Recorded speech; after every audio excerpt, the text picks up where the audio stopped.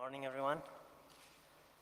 So today I'm covering the slot that was initially for Joanna Rutowska. Unfortunately, she couldn't came, so doing this presentation, which is not on the topic of today, security for everyone, but I hope you enjoy it anyway. So my name is Pau Oliva. Some of you might know me from Twitter. My Twitter handle is @POF. And I'm a mobile security engineer with Now Secure. I work with Andrew, the guy who presented yesterday morning. But I work mainly on R&D and security research on the Android platform. And yeah, I also co-author of the Android Hackers Handbook with Joshua, Colin, and a lot of other nice authors. For today, we are going to go through all this. First, the first part will be like static analysis of applications using the command line. Basic things some of you might already know, some of you might find it interesting. It's just checking for the application certificate, getting the permissions, manifest, original resources, disassembling, decompiling, checking for obfuscation, master key, exploit checks, checking for the secure random bug, and also other useful tips for things that you can do from the command line. And finally, I will do some things that you do like dynamically, interacting with an installed application on a mobile phone or on an Android device, like for example obtaining the application data or checking for debuggable processes or applications. So starting with working with APK files, first thing you do is checking the application certificate. There are multiple tools to do this. You can use the OpenSSL tool or key tool or jar signer. OpenSSL is included in most Linux on OS X distributions. Key tool and jar signer, you get it from the Java runtime environment. And the output these applications produce is different. I will show you some examples later. About the application certificate in Android M, the platform performs a stricter validation of APKs. So now an APK is considered corrupt if a file is declared in the manifest but not present in the APK itself. So in this regard, for example, some time ago I was at an OEM testing some system applications which were signed with a platform key. And we got access to a system that the OEM put in place for us while we were doing the security testing, where we can create an APK, submit them to their system, and get back the APK signed with the platform key. So we took advantage of this thing that not all the files must be present in the APK, and what we did was we create an OTA image, which is also a zip file, the same as an APK. So we got the OTA image signed. So if you just install the APK, remove the files that we put for the OTA image and install the APK, it would be just like a regular normal APK signed with the platform key. But if you flash it through the recovery image and remove the classes.dex and the manifest.xml and flash it as an OTA image, then it would root the device because we put a sub-binary inside. So it was something we did that is not possible anymore with this just this little check that has been added. But still, the APK being a zip file gives us plenty of possibilities. For example, common trick is to abuse the meta-inf folder where the signature is placed.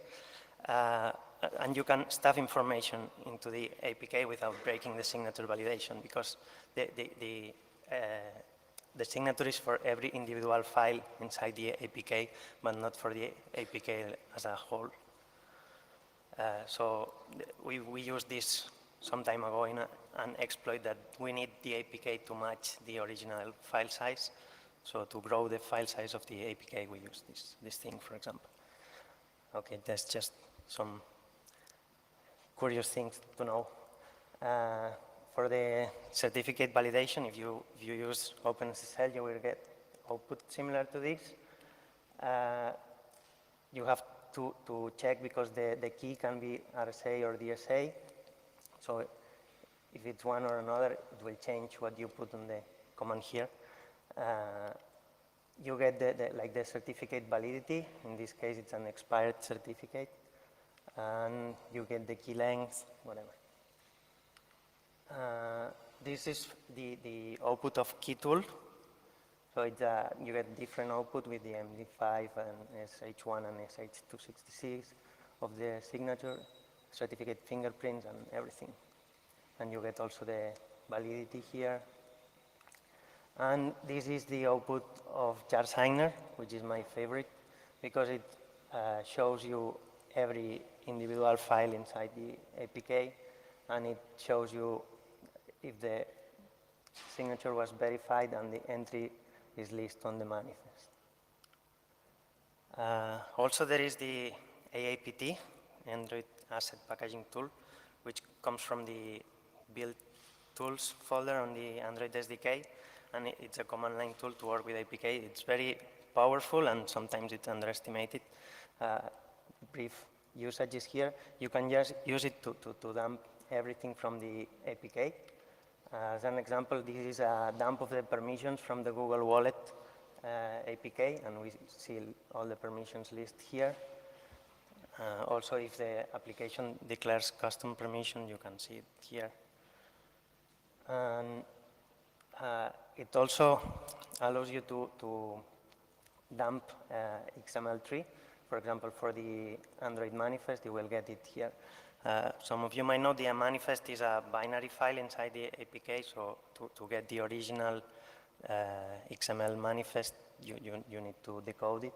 So this can be handy sometimes. Also, there is APK tool, which is a very common tool to work with APK files and to reverse engineer. It allows to decode the resources to original form, so you would get the original manifest and original resource files. You get the Smalley source, which is like the assembly of a Dalvik bytecode, and you can modify the Smalley code, or you can modify the resources and rebuild back the APK to binary form and sign it. So this is like the help of the tool. And this is the basic usage to decode an APK. You get a folder with everything inside. You get, oh, sorry.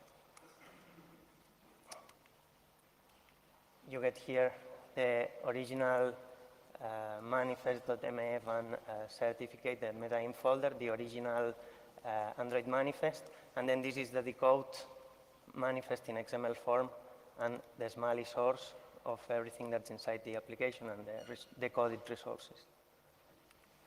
So this would be an example of a decoded Android manifest. And this is the example of the Smalley source code that you get with APK tool. So this is pretty useful if you want to change the behavior of an Android application and you don't have the source for it, or just want to change some resources on it. Then we go to the compiling. So as you might know, the compiling Java has been an easy thing for a long time.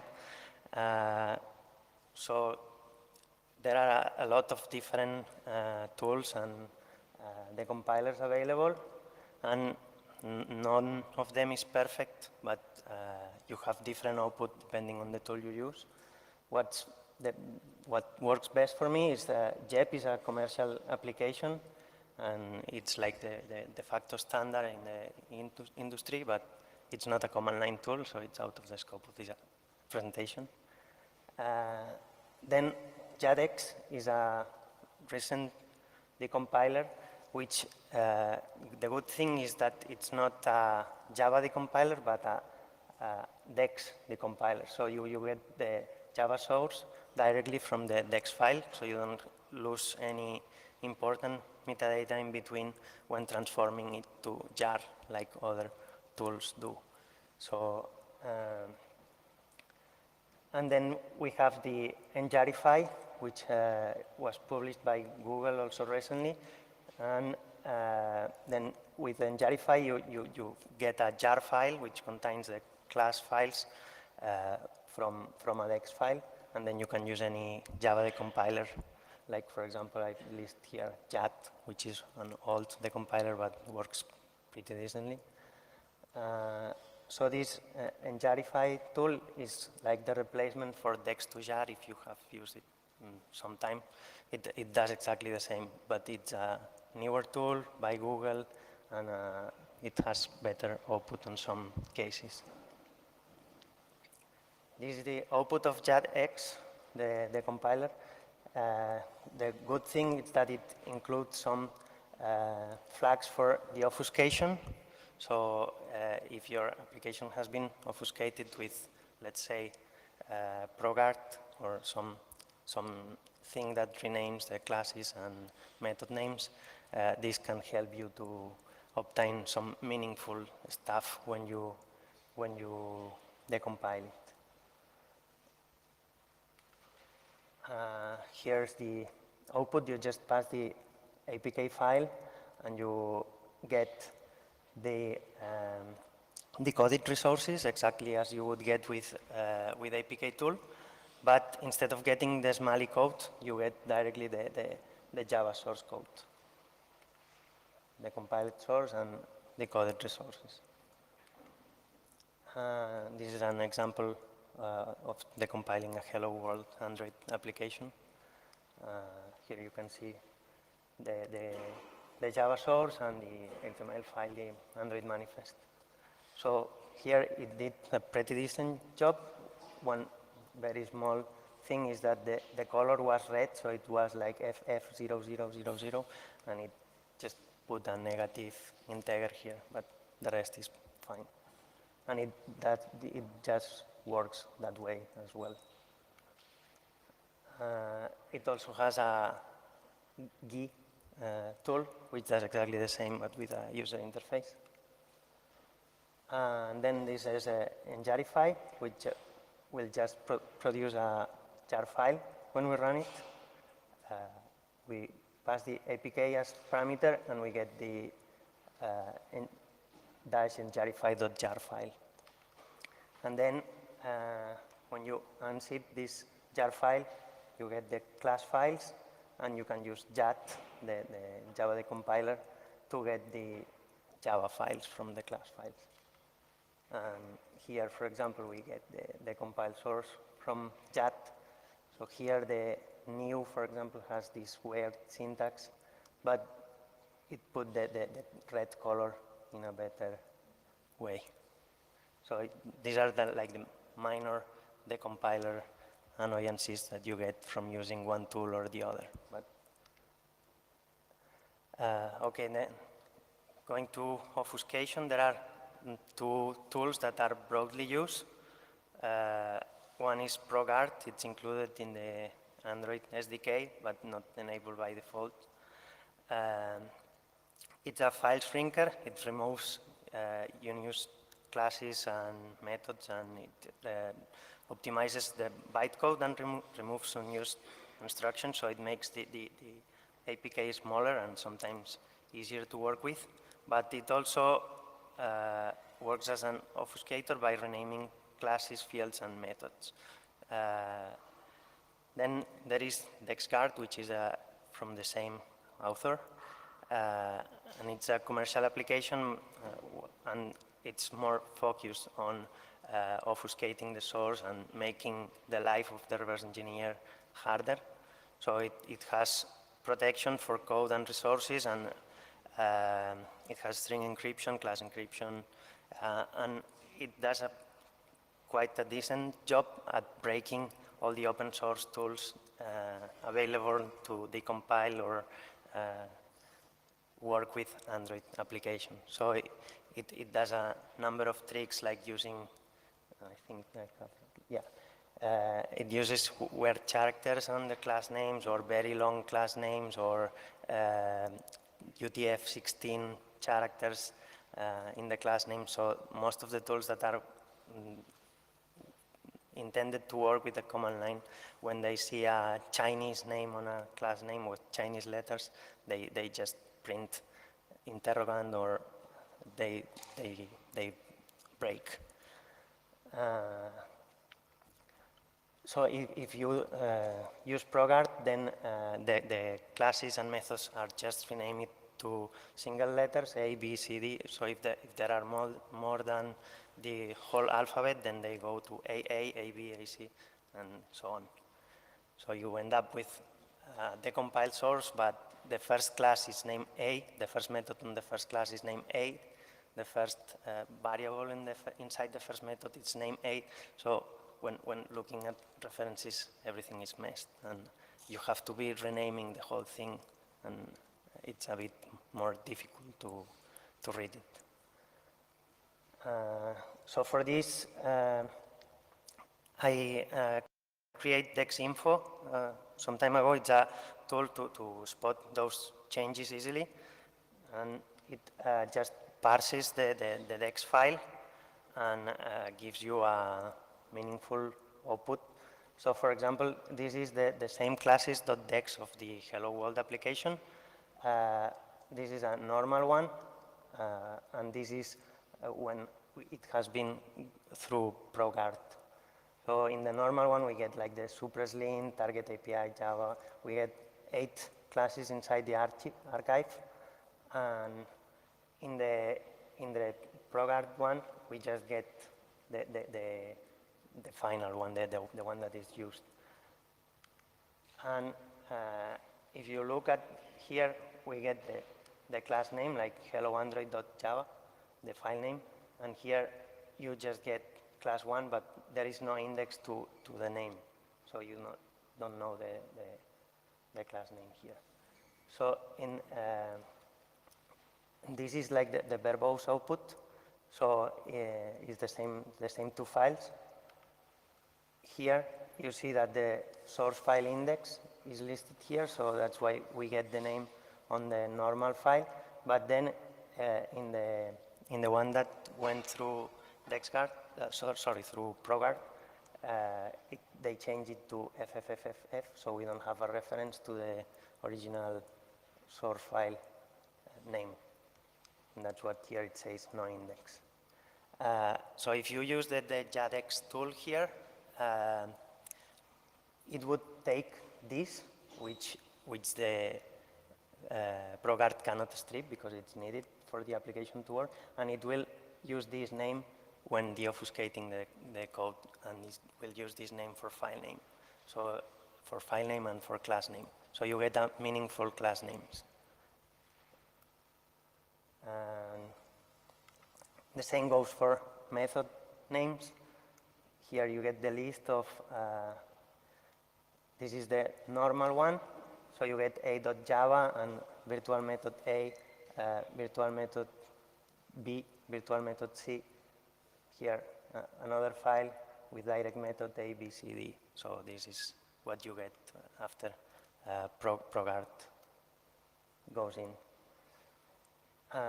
So with the JADEX deobfuscation helpers, you would get, if, for example, if one thing is a text view, it will put the text view in the class name or in the method name.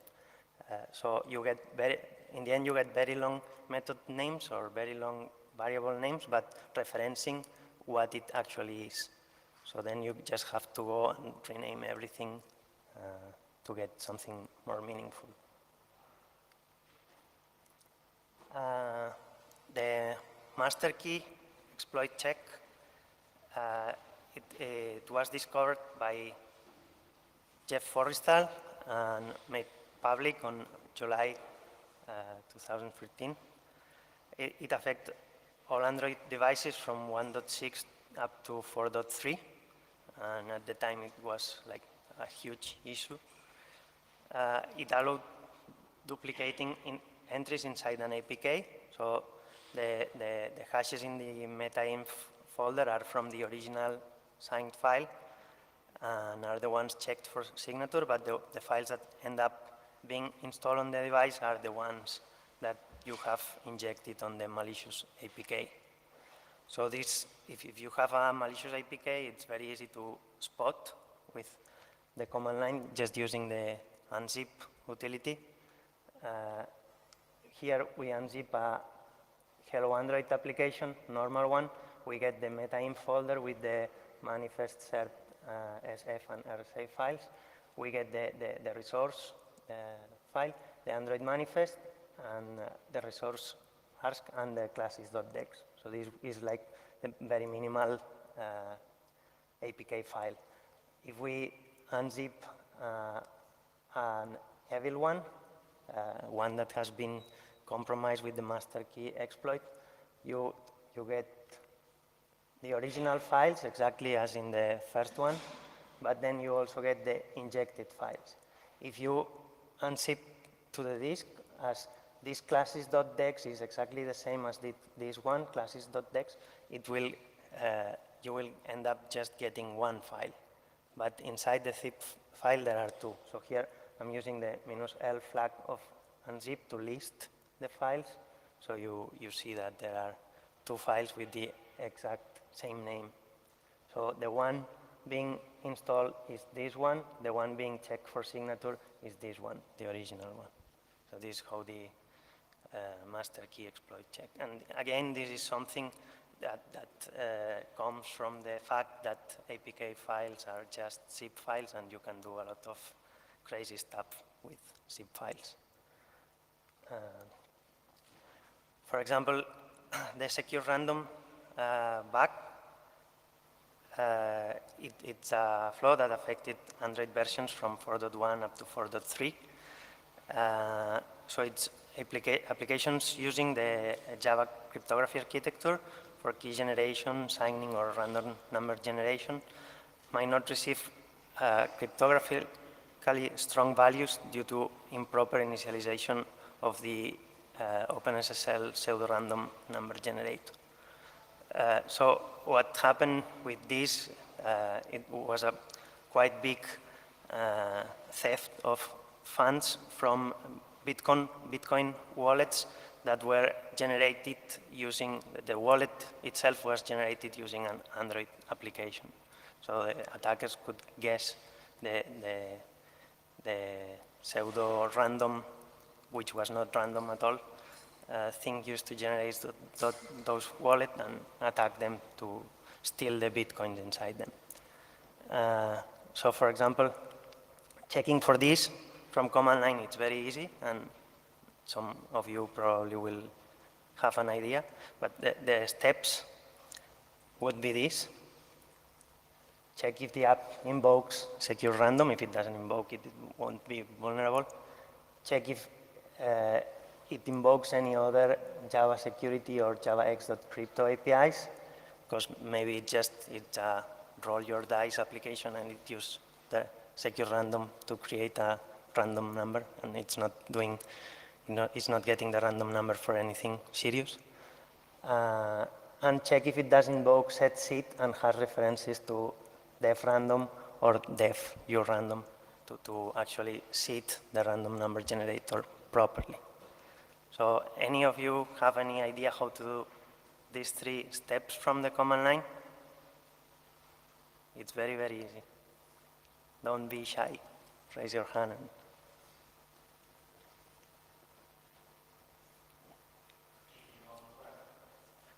Yeah, decompile and grab. Or even easier, just one command. Strings, yeah. So you use the strings on classes.dex and grep for Java Security secure random. Here the dot is the dot as in a regular expression, so it can be a dot or it can be a slash. Then the same you grep for Java Security and Java X Crypto, and you grep minus v, it's to don't show the output for secure random and sets it, just to make sure that it invokes any other of the classes here. And finally, do a strings and grepping for setSit and grepping for u random or random. So the u is optional here. And that's it. With this we get the check. So this will be like the full, I don't know if you can read this. Yeah, it's okay. It's just a shell script that will do all these checks, and it will just list how many lines the output have, and output if the file is vulnerable or not vulnerable, just by using strings on it. So in this example here, we have Hello Android APK, which doesn't invoke secure random at all, so it's not vulnerable. Then we have Bitcoin wallet, this one, which is not vulnerable because it's properly seeding the pseudo-random number generator. And then we have this Coinbase Android APK, which is a vulnerable one. This is an old one. I guess the one now in the Play Store is actually patched, but this was from before this flow was known. So this was the vulnerable one. So this is just something that you can do pretty easily with just a strings command on a DEX file. So other useful tips. I maintain a lot of scripts for doing Android-related stuff in a GitHub repository.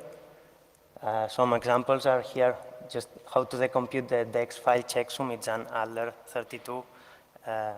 So I used Radar2 tool to compute the Adler32 and just write it to the offset on the file. And so if you made a modification on a DEX file, for example, there was some thing presented by Axel Apperville last year where she could remove a class from a DEX file. So when you decompile it or when you disassemble it, you will not get the class, but then it had code to get the class from the DEX file itself, and DEX class load it to use it, even if when you decompile the file, you wouldn't get it with the regular tools. So this is required to modify the DEX file itself, and after modifying it, you had to patch the checksum. Also, for example, to extract the DEX file from inside the art OAT files. They are ELF files, but they contain one or multiple DEX files inside. So you can also do this with a simple shell script and a bit of Radar2 magic to work with the file offsets. Also change the MAC address on some devices. I did this for the Nexus 4 and Nexus 7 2013, if I remember. This is not inside this Android folder, but inside the Wi-Fi folder on the same repo. In this, I have a script that allows you to bypass like the captive portal, like the one we have in here, where you have to put your username and password. You get the same in many airports and hotels. So it just checks for any user that is connected. It just does an IRP listing for MAC addresses of other devices connected to the same network.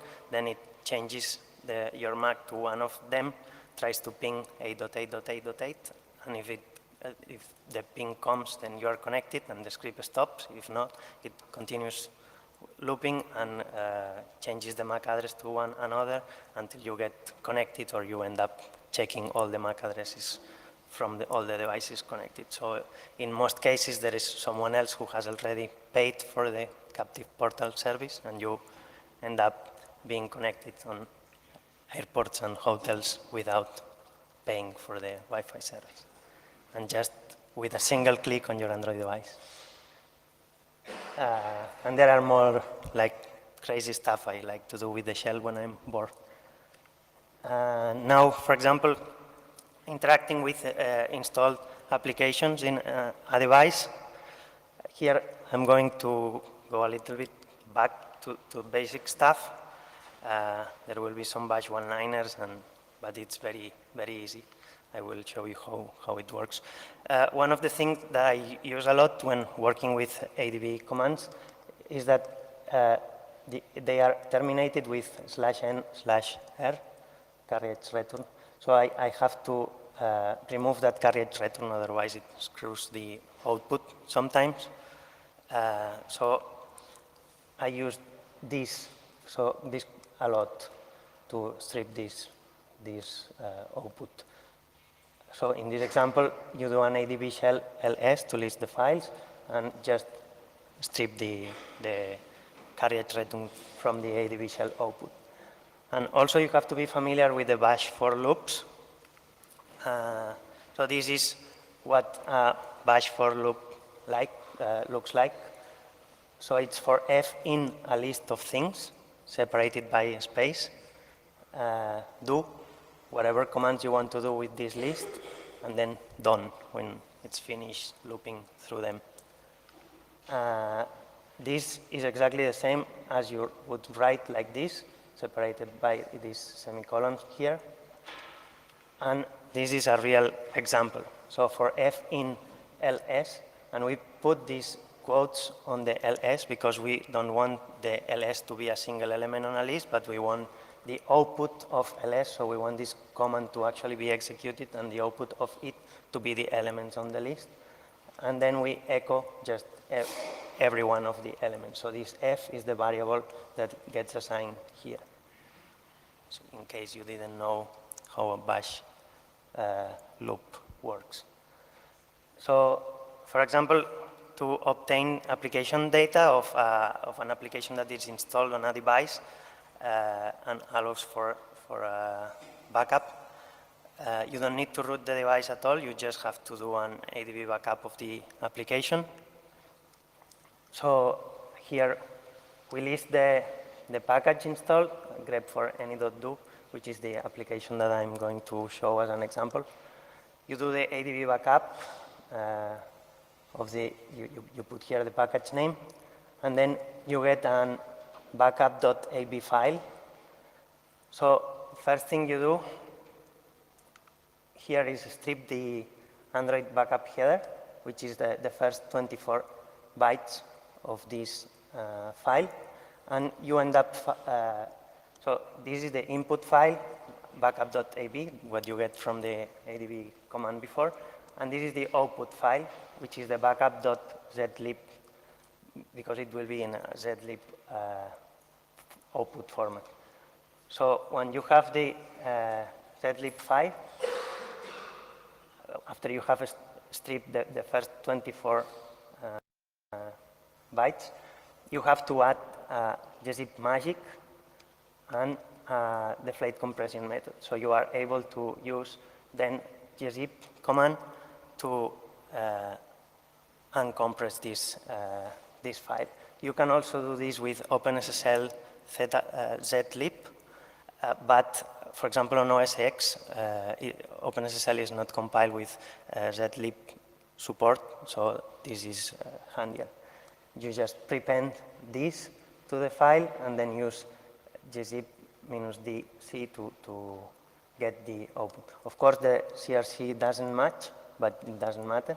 Then you will just get a tar file, and you use the tar command to extract the contents. So you get the original APK because we have added here the -apk flag, and you also get the database file and user preferences and everything that is inside the application private directory. So for example, here we cut the user preferences file, or we can use SQLite 3 to dump everything on the database, and sometimes you get here plain text username or passwords or whatever. It's inside the application. This just depends on what application you are dumping, if it has SQLite data inside it, or sometimes it stores something inside a user preference, whatever. Checking for debuggable processes, the JDWP is a debugger protocol for Java, and with ADB JWP you get a list of process IDs that have this enabled. You normally shouldn't get any of these on a final user build, but if you check this on an engineering build, or you will get a lot of them. But sometimes the manufacturers like to copy things on their final images. So if you are looking for routing a device, this is something very easy to check. And sometimes, especially with Chinese manufacturers, you get debuggable process there. So here what I do is loop through the output of this command and do an ADB shell PS to list the processes, stripping the output, and then I use AW key to match the second column, which will be this one, with the F in the for, which is the PID from the process ID from the ADB JDWP command. So we will get a list of all the processes that are debuggable on this device. So for example, you can see here we have some that are running as system, radio, or even root. This is on a debug, on an engineering build, so it's normal that this happens. But it's from a real device that came with this ROM. So it's not a custom ROM that I built, so it's something that I bought like this. It's a smartwatch, if you want to. So this is just to show you the PID. And for example, checking for debuggable applications. When first I install the debug APK on a device. So if you do ADB shell and use the PM command, it's the package manager, and list packages. So you get a list of everything that is installed on the phone. You get the list of packages like this. So you can do this nice one-liner here, which will go through all the list you get in this ADB shell PM list packages with the output strict. It will cut just from the second field with the delimiter being these 2 points. So it will get just the package name, and then it will echo the package name itself and run this command, ADB shell run as package name ID. So it will try to run the ID command as this package for each and every one of the packages that are installed on the device. And then I grep -b package, because for the packages that are not debuggable, you get like a warning saying that this package is not debuggable, so I don't want this in the output. And so the application that I have installed is hello Android debug.apk. I get here the package name and finally the UID. So you get code execution through ADB on any debuggable application. There is also from, I can't remember the name of the application, but everything that is debuggable, you can, there is a JDWP Shellifier, which it's from IOActive. They have it on their GitHub, and you can use it to get a shell or get a Java shell, and you can do anything with the debuggable process or debuggable application. And that's it. If you have any questions or suggestions, whatever.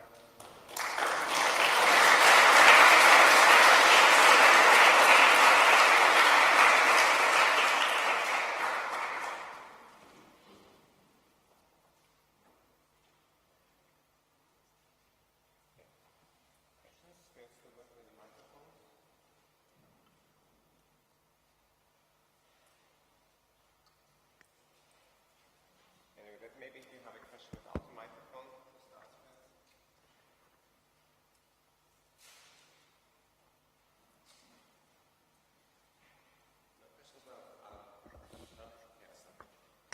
No questions? Earlier in the talk you mentioned that it's possible to include additional information into the manifest without destroying then the signature, and I was wondering... Not into the manifest itself, into the meta-inf folder. Okay. So you can put a lot of files there or whatever you need. If the APK ends up copied inside the phone, so you can then from another application take the files that you stuffed in there, or you can use it to grow the file size. Sometimes you have to be creative with when exploiting something. So if you need to match a file size or need files there for whatever reason, you can put them. But the reason can only be that the signature doesn't cover those, because otherwise it wouldn't be possible. So there seems to be some flaw in the way how the signature... No, because the signature doesn't sign the zip file as a whole. It just signs every single file inside the zip.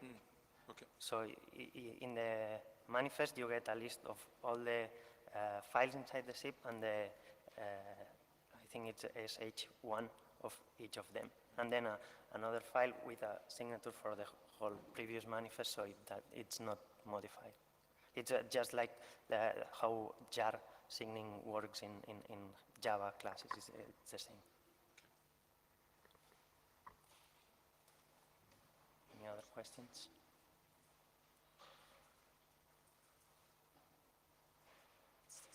Still early in the morning. Maybe I'll continue with one question, like a more general question. You presented obfuscation tools, and then you also present ways to analyze the code.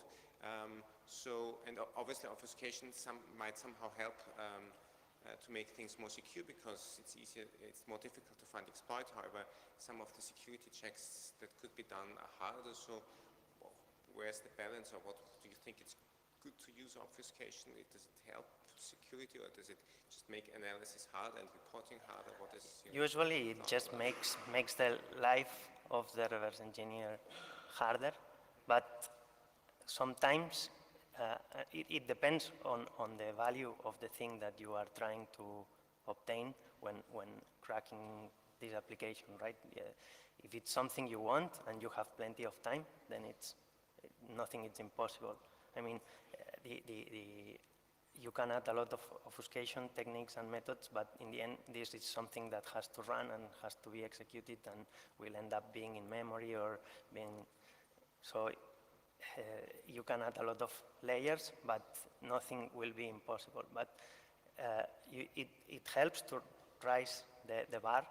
So if you do something that for the reverse engineer is a very boring process, and he is not very interested in obtaining the result of it, he will end up giving up. Like sometimes when you work with something that has VMs or something that goes from Java to native code, then from native code to Java, then from Java to native code, and again and again and again and again, you end up like crazy, and you say, okay, I leave it here because it's not something that I need. But sometimes it's, for example, it's a root exploit that has been obfuscated like this, and you are interested in knowing how it works because you don't have the source. So it's, you end up thinking of a method to skip all the manual steps and end up with the final result without going through all the Java back to GNI, back to Java again and again. So it depends on the value of the thing that you will get when you finish reverse engineering and the time you have to do it, and also your skills doing it. Yeah, then some automated stuff along. But yeah, I would advise to add obfuscation to any application if it's something like any banking or whatever. It doesn't hurt. It doesn't make the application start up slower or something. So it's not something. It is not anything that it's bad for your app, and it will make the life of reverse engineer harder. Maybe some people woke up in the meantime. Last chance for a question. If there are more questions, let's thank the speaker. Thank you.